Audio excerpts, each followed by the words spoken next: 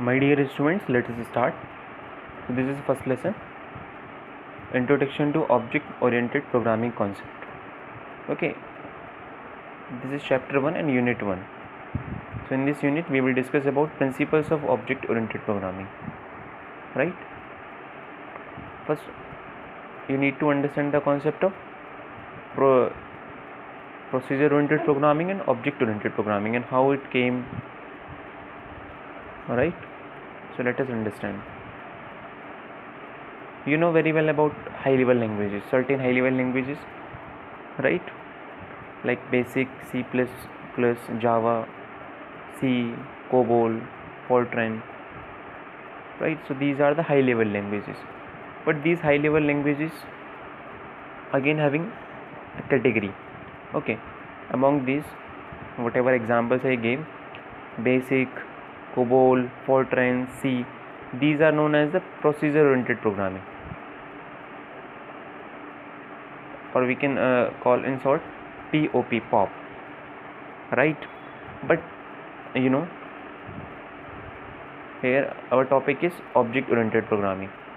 So we have to understand how this object-oriented programming is different from the procedure-oriented programming, right? So this is the basic format of the program. We can write as many functions as we want, right? And we can communicate by the functions. Okay, so let us continue.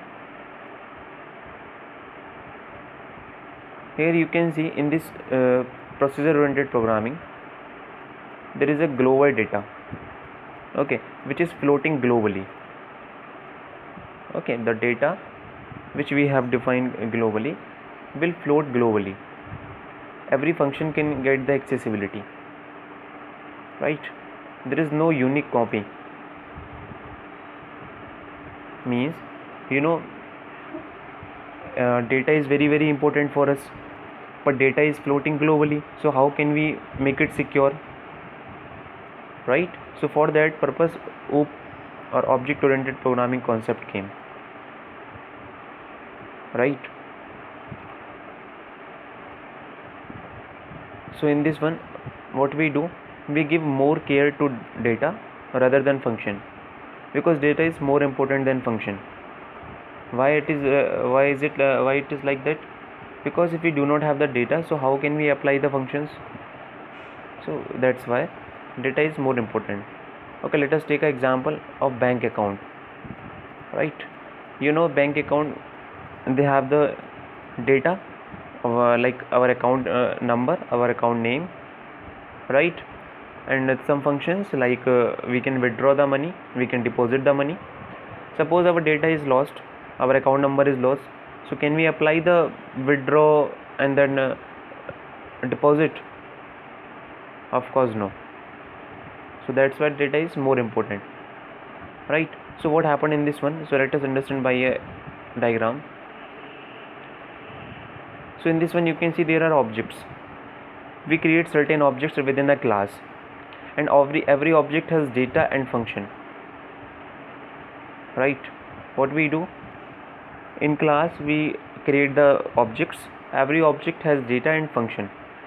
You know very well, by this example you can observe, every object will have a unique copy of data, okay, separate and unique copy, but the functions which they will have, they can communicate. Okay, they are communicating, you can see by the help of arrows. Okay, remember, data will not be shared.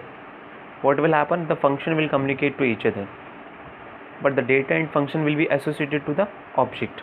Why? Remember, every class will have two things. Okay, generally we write the program by the help of class. So every class will have two things: data members and functions. These are the two important things, and whatever these data members and functions we describe in the class, these are associated to the object. So I hope this will be clear to you, right?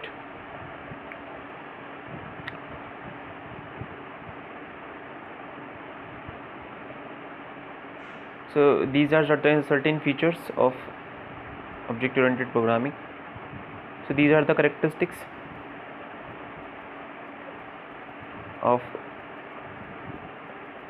procedure oriented programming. We were giving the more emphasis on functions. We were leaving the data, we are ignoring the data. Functions were sharing the global data that was floating globally. As I told, data values keep floating globally. It is uses top-down approach. Top-down approach in the sense the execution, way of execution. While this object-oriented programming uses the both approaches, top-down as well as bottom to top. Okay. What are the limitations? It is not stable to solve the complex problem. Whenever our problem will become large, complex, so of course it is not easier to solve, because it is very difficult to maintain, to manage, to update. That's why. And not easy to locate the errors. Okay, so that's why we divide in number of components, entities, right? So that's why this procedure oriented programming concept came. Okay.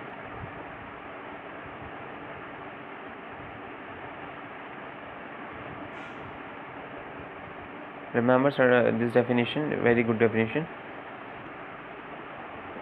Object-oriented programming is an approach to standardize the programs by creating a partitioned memory area for both data and function. It does not allow data to flow freely from one function to another.